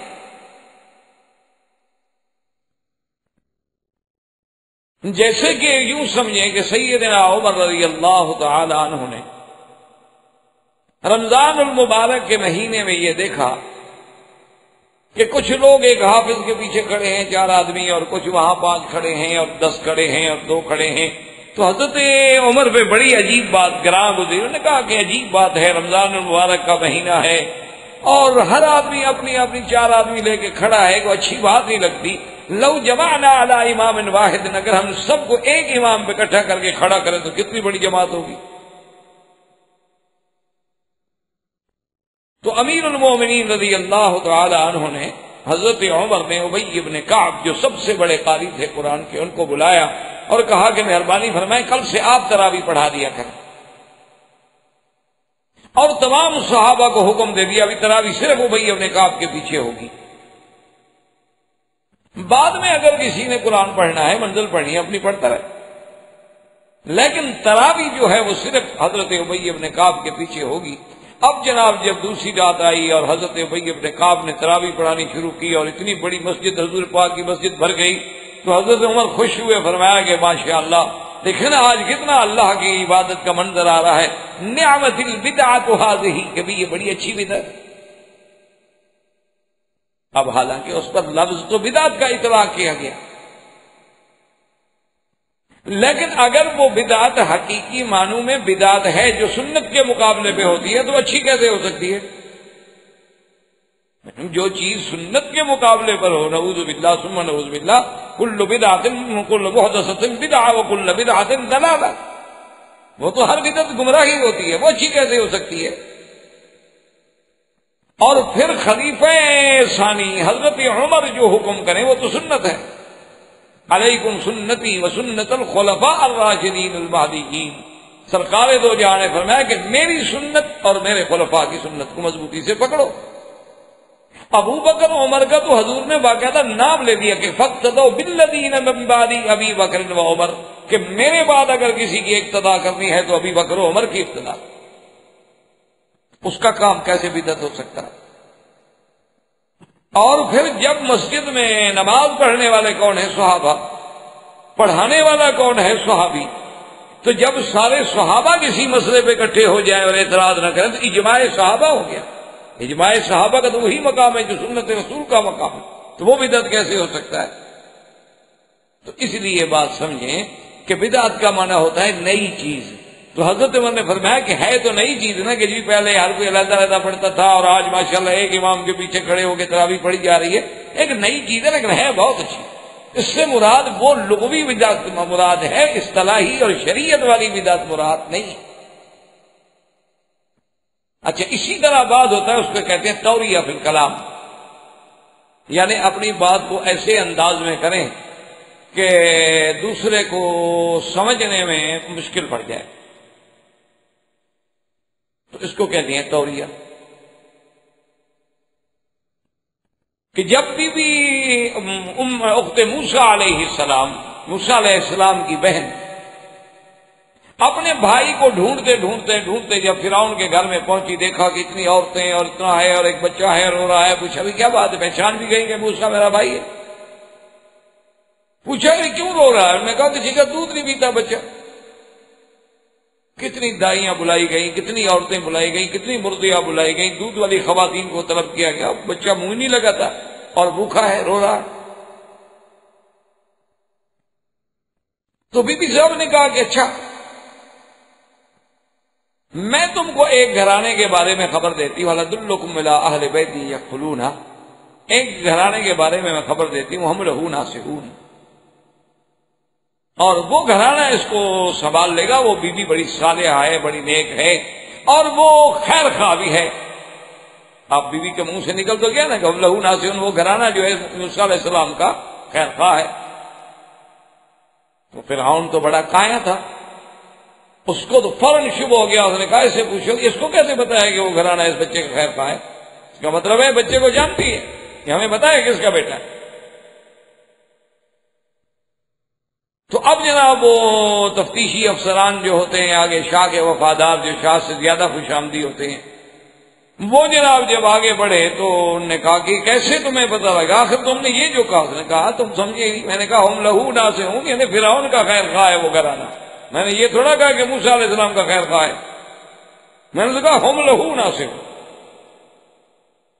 اور میرا مقصد تو یہ تھا کہ ہم لہو، یہ نہیں تھا کہ لہو ایسے کام کا میرے گلے پڑ گیا، میں نے یہ تھوڑا کہا کہ موسیٰ ہم ناصحون علی موسیٰ، میں نے نام لیا، میں نے کہا ہاں نام تو لے لی، انہوں نے کہا اب یہی تو میں کہہ رہی تھی کہ وہ گھرانہ بھی اچھا ہے اور خواب فرعون کا بھی بڑا خیر خواہ ہے، بادشاہ کا بھی بڑا نمک خواہ ہے۔ انہوں نے کہا پھر تو ٹھیک تھا، تو اب توریہ ہو گیا۔ حالانکہ بظاہر دیکھا جائے تو بی بی صاحبہ کا کہنے کا مقصد یہ تھا کہ بھائی تھا نا، زبر نہ ہو سکا، کیا بیٹھی بیچاری، لیکن جواب میں توریہ کر کے اس کو کذب نہیں کہا گیا۔ اسی طرح سیدنا ابی بکر صدیق رضی اللہ تعالی عنہ فرماتے ہیں کہ ہجرت کی رات میں جب سرکار دو عالم سیدنا محمد الرسول اللہ صلی اللہ علیہ وسلم آگے آگے جا رہے تھے اور میں تھوڑا پیچھے چل رہا تھا تاکہ راز نہ کھل جائے، تو اتفاق سے ایک آدمی نکل آیا اور اس نے پوچھا کہ من هذا الرجل؟ اس نے کہا ابو بکر یہ آگے جو بندہ جا رہا ہے یہ کون ہے؟ اب حضرت صدیق فرماتے ہیں کہ میرے لیے تو مسئلہ پیدا ہو گیا کہ اگر میں بتا دوں کہ محمد الرسول اللہ صلی اللہ علیہ وسلم تو صاف بات ہے کہ ان کو شبہ ہوگا کہ اگر اللہ کے نبی ہیں تو وہ کیوں جا رہے ہیں اس وقت، اور اگر میں نہ بتاؤں تو صدیق ہو کے جھوٹ کیسے بولوں؟ تو اب میں نے کہا بھی کیا بتاؤں؟ اللہ نے فوراً میرے دماغ میں بات ڈال دی، میں نے کہا رجل یہدینی سواء السبیل، ایک بندہ ہے راستہ بتلاتا ہے۔ اب بات تو ٹھیک ہے، اللہ کا نبی راستہ ہی تو بتلاتا ہے، صراط مستقیم ہی تو بتلاتا ہے، تو جھوٹ بھی نہیں۔ اچھا اس نے کہا اچھا کوئی بندہ جا رہا تھا جس نے راستہ پوچھا ہے وہ راستہ بتلانے والا تھا، چلا گیا، تو بات بھی رہ گئی اور جھوٹ بھی۔ اس کو کہتے ہیں توریہ فی الکلام، یعنی ایسے انداز میں کلام کی جائے کہ اس کلام کا رخ جو ہے دونوں طرف پھیرا جائے، لیکن مقصد اس کا فائدہ ہے، کسی کو بچانا ہے، کسی کی جان بچانی ہے، کسی کا تحفظ کرنا ہے، ورنہ خدا نہ خواستہ دشمن کو پتہ چل جاتا تو حضور صلی اللہ علیہ وسلم کو کتنا نقصان پہنچے۔ تو سیدنا ابو بکر صدیق نے توریہ۔ اسی طرح ایک معاملہ ہوتا ہے جو مصطلحات علماء میں اس کو یہ کہتے ہیں کہ آپ ایک ایسی بات کریں کہ مقصد آپ کا یہ ہوتا ہے کہ جب یہ بات میں کروں گا تو اس کا جواب میرے مخالف سے نہیں بن پڑے گا، اور جب جواب نہیں بن پڑے گا تو پھر میں اس پہ ضرب ماروں گا، تو وہ بھی جھوٹ نہیں ہوتا، دراصل اپنے اس مسئلے کو واضح کرنے کے لیے ایک بات کو کرنے کا ایک انداز ہوتا ہے۔ کہ جب انہوں نے پوچھا کہ جی ہمارے خداؤں کو بتوں کو کس نے توڑا ہے، انہوں نے کہا فعلہ کبیرہم ھذا، بڑے نے، اور ساتھ یہ بھی کہہ دیا فسألوہم ان کانوا ینطقون، پوچھ لو ان سے۔ اب واپس آ کر نے کہا جی وہ تو بولتے نہیں ہو، یہی تو موسیٰ ابراہیم علیہ السلام ان کو کہلانا چاہتے تھے نا کہ آپ نے منہ سے یہ بدبخت بولے نا، وہ جی وہ ہمارے وہ تو بولتے نہیں، وہ تو کیسے بتا سکتے ہیں، وہ تو کچھ نہیں بتا سکتے۔ اف لکم ولما تعبدون من دون، وہ ظالموں خود کہہ رہے ہو کہ کچھ بتا نہیں سکتے، جو اپنے مارنے والے کو نہیں بتا سکتے، جو اس کا ہاتھ پکڑ کے اس کو نہیں روک سکتے، تمہارے نفع نقصان کے مشکل کشا کیسے بن سکتے ہیں، تمہارے حاجت روا کیسے بن سکتے ہیں؟ تو ایک بات ہوتی ہے، اس بات کو کہنے کے لیے تو بظاہر تو یہ ہے کہہ دیا کہ کبیرہم ھذا، بظاہر تو جھوٹ ہے، حالانکہ جھوٹ نہیں، مقصد یہ تھا کہ ان کو اللہ کی توحید تک پہنچانے کا ذریعہ یہ تھا کہ ایسی بات کرو کہ بالخصم کے پاس کوئی جواب ہی نہیں۔ اسی طرح جب انہوں نے فرمایا کہ من نظر نظرۃ فی النجوم وقال انی سقیم، کہ تاروں کی طرف دیکھا، چونکہ وہ تو خود تاروں کو مانتے تھے نا، ان کے نزدیک تو تارے سارا نظام چلانے والے ہیں، اور کہا انی سقیم، میں بیمار ہوں۔ تو علماء نے لکھا کہ کہنے کا مقصد یہ تھا اس سے بڑی کوئی بیماری ہوگی اللہ کے نبی کی کہ اس کے سامنے شرک ہو رہا، یہ تو روحانی بیماری میں مبتلا۔ تو ابراہیم علیہ السلام نے کوئی جھوٹ نہیں بولا۔ یا مانا یہ ہوتا ہے سقیم مانا کہ میں بیمار ہونے والا ہوں، یعنی خیال ہے کہ میں تو آگے کسی وقت بیمار ہو سکتے ہیں، وہ بھی جھوٹ نہیں ہے، وہ بھی جھوٹ نہیں ہے، کسی وقت بھی ابراہیم علیہ السلام بیمار ہو سکتے ہیں۔ اور اسی طرح جو بی بی سارہ کے بارے میں فرمایا کہ وہ میری بہن ہے، یہ بھی جھوٹ نہیں تھا، اس لیے کہ آپ نے یہ باقاعدہ وضاحت کی کہ لم یکن فی الارض احد سوا، اس وقت زمین پر تیرے اور میرے سوا کوئی کلمے پڑھنے والا نہیں، کوئی مسلمان۔ تو جب ہم دونوں ہی مسلمان ہیں صرف، تو صاف بات ہے کہ اسلام کا رشتہ تو یہی ہے کہ انما المؤمنون اخوۃ، کہ ہر کلمے پڑھنے والا ایک دوسرے کا بھائی ہوتا ہے، اس اعتبار سے اس کو بہن کہنا کوئی حرام نہیں۔ اسی طرح اگر دیکھا جائے تو ہر آدمی بھی حضرت آدم و حوا کی اولاد ہے، تو اس لحاظ سے بھی ایک باپ ایک ہی ماں ہے ہم سب کے۔ اگر مادہ بعیدہ دیکھا جائے تو باپ بھی ایک ہے اور ماں بھی ایک ہے، مادہ قریبہ دیکھا جائے تو باپ اور ماں الگ الگ ہو جائیں گے۔ اس لیے یہ بھی ابراہیم علیہ السلام کا جھوٹ نہیں تھا، بلکہ ظاہری شکل جو تھی اس کو کذب کے ساتھ استعمال کیا گیا، ورنہ اللہ کے نبی جھوٹ سے پاک ہوتے ہیں، ہر گناہ سے پاک۔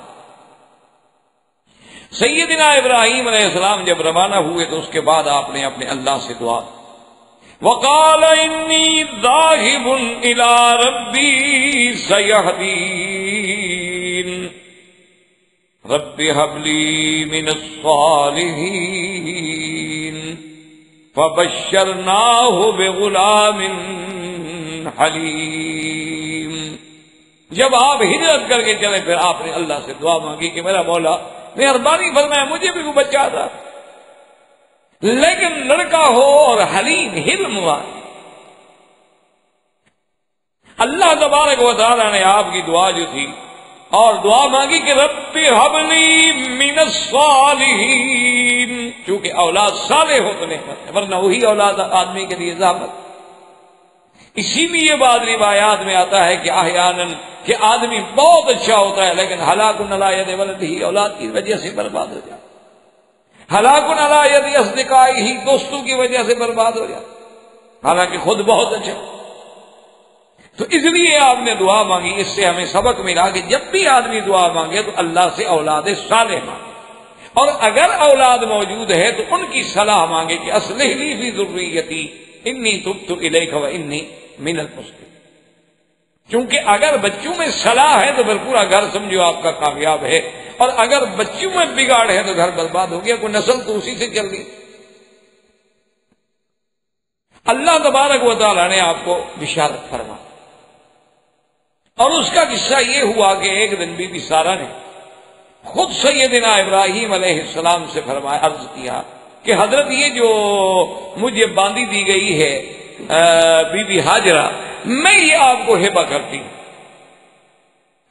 میں آپ کو ہبہ کر دیتی ہوں، تو لہذا آپ کی غنیر ہو گئی یا میری تو نہ رہی، تو میرا خیال یہ ہے کہ آپ اس کے ساتھ رشتہ ازدواج قائم کریں، ہو سکتا ہے اللہ ہمیں اس سے اولاد دے دے۔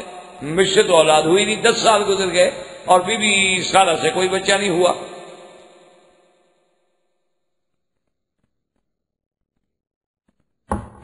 حضرت ابراہیم علیہ السلام نے ان کی بات مان لی۔ اس وقت آپ کی عمر تقریباً 86 سال۔ اب حضرت ابراہیم علیہ السلام نے بی بی ہاجرہ سے جب اپنے ازدواجی تعلق قائم کیا، اللہ کی شان ہے کہ بی بی صاحبہ حاملہ ہو گئی، کیونکہ اللہ پاک خوشخبری تو پہلے بھی دے چکے تھے ابراہیم علیہ السلام کہ ہم آپ کو بچہ دیں گے۔ اب جب بی بی صاحبہ حاملہ ہوئی تو خدا کی شان ہے کہ قدرتی یہ یعنی فطرتی بات ہے کہ ایک عورت گھر میں ہو، بیوی ہو، چاہے اس میں لاولد ہو، اس سے کوئی اولاد نہ ہو، بانجھ ہو، آدمی دوسری شادی کرے اور وہ حاملہ بھی ہو جائے تو لازمی بات ہے کہ اس کا دماغ تو پھر ذرا اونچا ہو جاتا ہے، اس کو تفاخر تو پیدا ہوتا ہے نا کہ دیکھو میں اچھی ہوں نا۔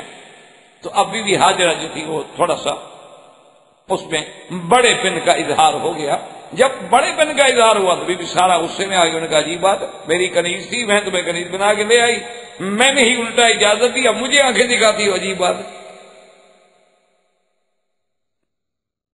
تو بی بی ہاجرہ نے خوف سے، کیونکہ بی بی سارہ نے شکایت کی باقاعدہ ابراہیم علیہ السلام کو کہ بی بی ہاجرہ کا کردار اور رویہ تم نے دیکھا ہے کہ اب میرے ساتھ اکڑ کے بات کرتی ہے.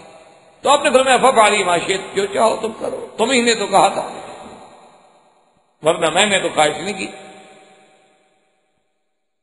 تو بی بی ہاجرہ جو ہے وہاں سے اس مقام سے چلی گئی. ایک مقام تھا وہاں پہ چشمہ تھا، پانی تھا، تو وہاں بی بی صاحبہ چلی گئی. ایک دن وہاں اکیلے بیٹھی ہیں کہ اللہ نے ایک فرشتے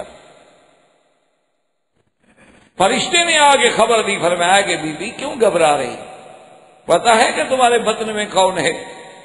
تمہارے بطن میں جو بچہ ہے وہ تو بڑی شان والا بچہ ہے، اور اس کی ذریت میں اللہ ایسی عظیم شخصیتیں پیدا کرے گا جو مشارق الارض و مغاربہا، مشرق اور مغرب تک جن کا دبدبا ہوگا اور حکومت ہوگی.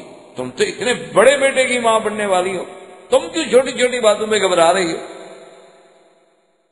اور ساتھ یہ بھی بتایا کہ فَإِذَا وَلَدْتِهِ ہے کہ جب وہ بچہ پیدا ہو فَسَمِّيهِ اسماعیل، اس کا نام بھی اسماعیل رکھنا. تو بی بی صاحبہ کو بڑی تسلی ہے. اب بی بی صاحبہ واپس آ. اسی دور میں کچھ روایات یہ بھی آتی ہیں کہ ایک دن بی بی سارہ کو پھر غصہ آیا. پھر جو غصہ آیا تو انہوں نے کہا کہ واللہ لاقطعن، خدا کی قسم ہے کہ میں بی بی ہاجرہ کے 3 اعضاء جو ہے نا کسی وقت موقع ملا تو کاٹ دوں.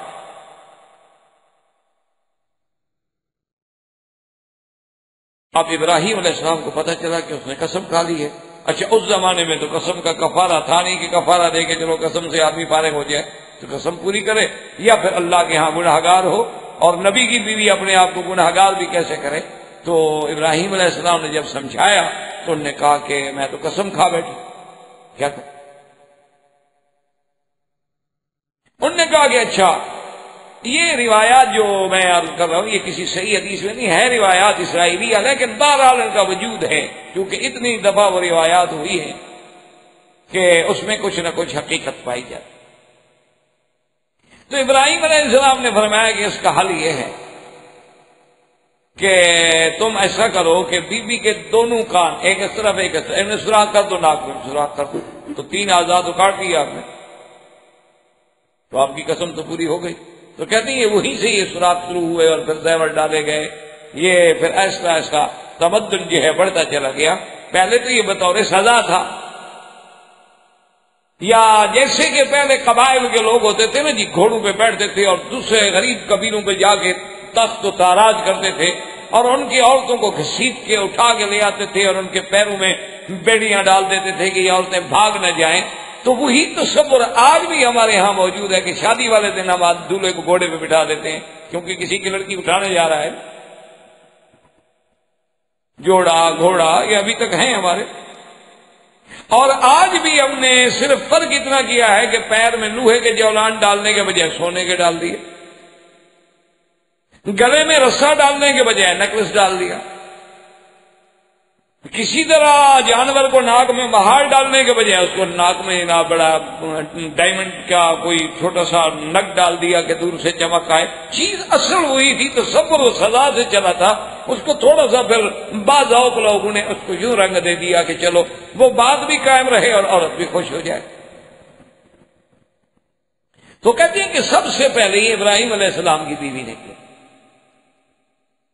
اور اسی طرح ایک روایات میں یہ بھی ہے کہ ختنہ جو ہے یہ تو خیر صحیح روایت ہے کہ مردوں میں سب سے پہلے ختنہ سیدنا ابراہیم علیہ السلام کا ہوا، پھر آپ نے سیدنا اسماعیل علیہ السلام کا کیا. لیکن روایات میں یہ بھی موجود ہے کہ اس زمانے میں اب تک بھی ہے عرب لوگوں میں مناطق حارہ میں جتنے گرم علاقے ہیں وہاں عورتوں کا بھی ختان ہوتا. احباب کرام، اس کے بعد اب آپ اس مبارک سلسلے کی CD نمبر 7 سماعت فرمائیں.